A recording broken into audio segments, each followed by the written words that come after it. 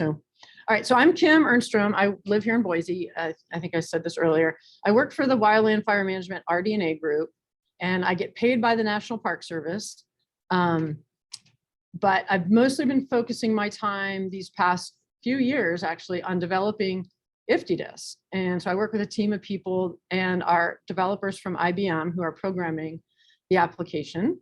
And then we act as the subject matter experts in fire to have them build what we think would be helpful tools for everybody. So the things I want to cover today, let's see if I can learn how to click the screen here. There we go.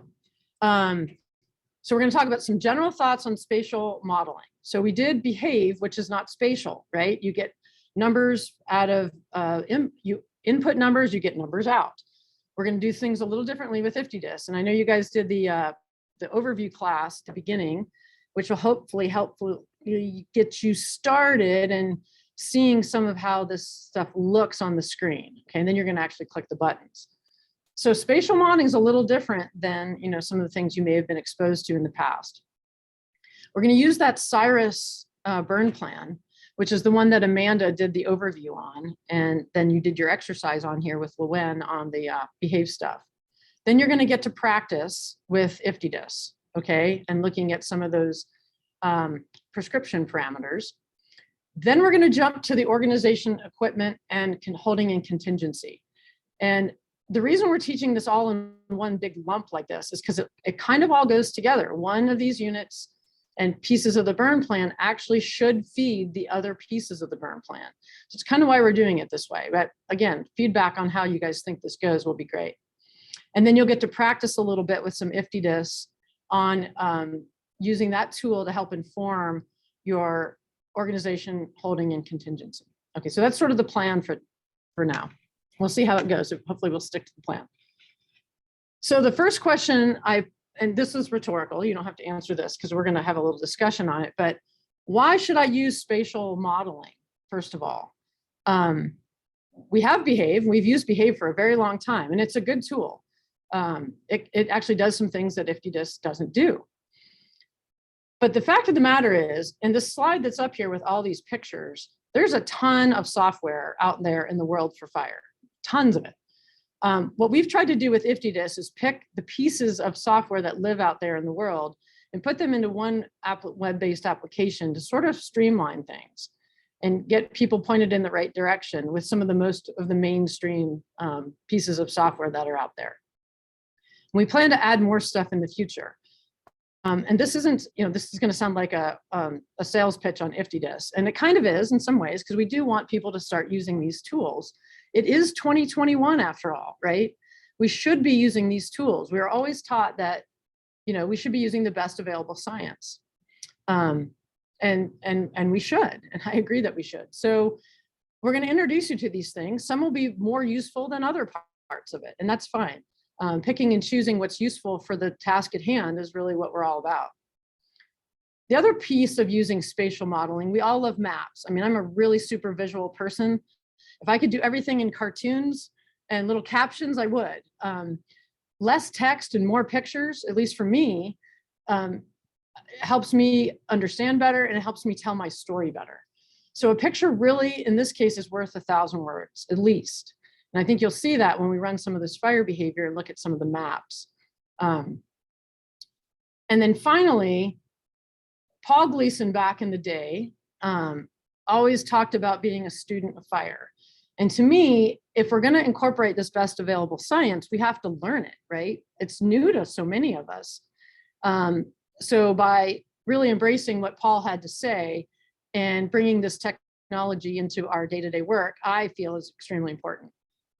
As we become much better fire practitioners, and especially with prescribed fire, because it's a complicated subject. Okay, so that's my little spiel on why we should use spatial planning. Another thing that I want to point out is there's a lot of talk about, and I'm not going to steal Phil's going to talk about this a little bit later in the week. But I just want to hit on a couple of things when it comes to reviews of escaped prescribed fires. So this was a 2 more chains issue that was done back in 2012, actually. It's a really great issue. And I put the link in here. I'm going to give you guys this PowerPoint when I'm done, if you want to go back and look at any of this or grab some of the links out of here.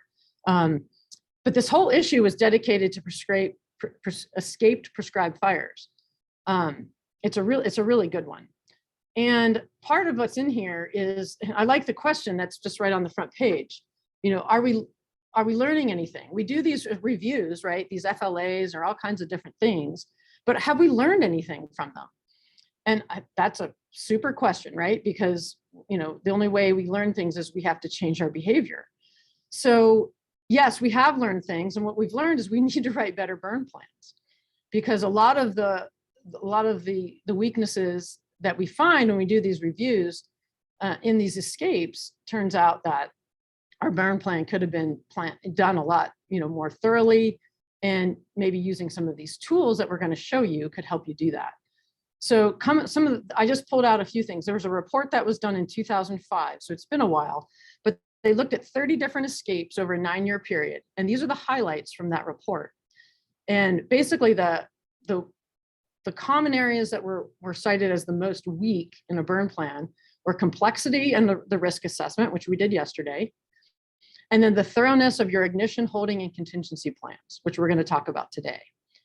And then the recurring issues that come up time and time again. Now, I'm going to bet if we did another 30 events over the last 10 years, I bet you the same things would come up.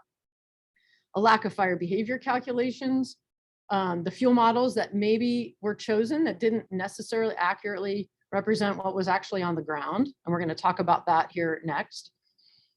Or you picked a fuel model that under predicted the actual fire behavior on the ground. Maybe you didn't consider all of the fuel types that were out there. Oftentimes we hear that the fuels outside of the burn unit weren't considered enough, and we were focused too much on the actual burn unit itself, not what was going on outside the burn unit. As a burn boss, once the ignition starts, I really don't care what's going on within the burn unit anymore. I mean, I want to meet my objectives, certainly, but I really want to keep it in the box. I mean, that's my biggest goal as the burn boss. And then this abnormal conditions thing, we see this on wildfires all the time, right?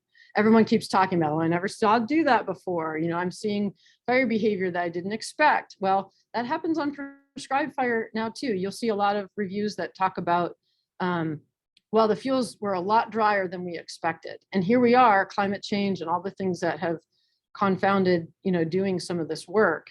And to me, that one probably is going to get worse and worse as time goes on. So keep these things in mind, because like I said, this is going to feed into why we should be writing a little better burn plan and putting some more thought and using some of these tools as we develop these plans. Okay, so a little bit on, oh, hold on one second. I left my timer over here. I'm trying to keep track. Don't mind me, I'm back. I'm trying to keep track of time here just so I don't go too far off of schedule. I want to talk a little bit about fire behavior and how these tools play off of each other. So I know some of you probably took 390 when we taught nomograms, and we recently quit teaching nomograms.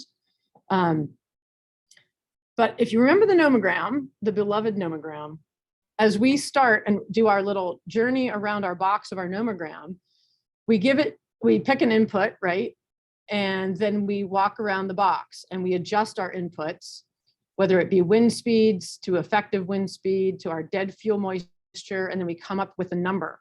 In this case, we're going to look at a short grass model, and we're going to come up with we give it our fine dead fuel moisture, and we get a rate of spread and a flame length, right? That's what a nomogram does. The box, if it's a little box, we get a low number. If it's a big box, we get a high number. Essentially, behave, and actually all of our models, our surface spread models that Lowen talked about this morning, specifically surface spread models, that's what we're talking about here. Behave is just nomograms in a computer. It just took all of these calculations and put it into a computer screen so you didn't have to draw the lines around the box. Okay, that's what behave is. IFTDIS, these maps that you see on the right-hand side, are the same exact thing essentially, except now we've taken satellite imagery, we've looked at a fuel model under a 30-meter pixel on the ground, and we said that we're gonna give that box, that 30-meter pixel, a name, and we're gonna call it a fuel model. And then we're gonna run a fire behavior calculation on it, and we're gonna give it a color. So if I have a grass model and I run fire behavior on it, and I get a flame length of 6, it gets a color. And that's what you're seeing in IFTDIS. So nomograms, behave, and IFTDIS, and the models that are in IFTDIS are really operating all under the same principles, at least for the surface spread stuff. So we look at this and we look at these outputs and these computer models, and it's like, oh my gosh, that's so complicated. But it really isn't actually when you think about what's actually happening behind the scenes. Okay, so keep that in mind as I show you these outputs, that's really what we're doing. We're taking the behave outputs that you did this morning, and we're really just displaying it on the map for each field model, okay? So just real quick, how is it different? How is it just different than behave? I'm not gonna go through each one of these, but generally speaking, the inputs that we use in behave are pretty much the same as IFTDIS for the most part. The only thing that's different is IFTDIS uses a thing called gridded winds. And Lowen mentioned this. We use a program called the Wind Ninja, which takes the wind and allows it to get corrected for the topography. So it's a little more sophisticated way to look at wind. The outputs that we get, and like I said, IFTDIS can do some things that behave can't, and behave can do some things that IFTDIS can't. So they're still good tools, and we still need to use them both. In time, I think we all hope that we'll be using just one program, one application to do everything. It streamline a lot of our work, and we'll get there eventually. But for now, you can see the outputs you get from IFTDIS are, we get a few extra things out of behave. We get scorch height, mortality, and probability of ignition. But IFTDIS we get to see on the map. So that's sort of the trade-off, okay, between the two applications. All right, so just keep that in mind as we start to look at some of the IFTDIS runs.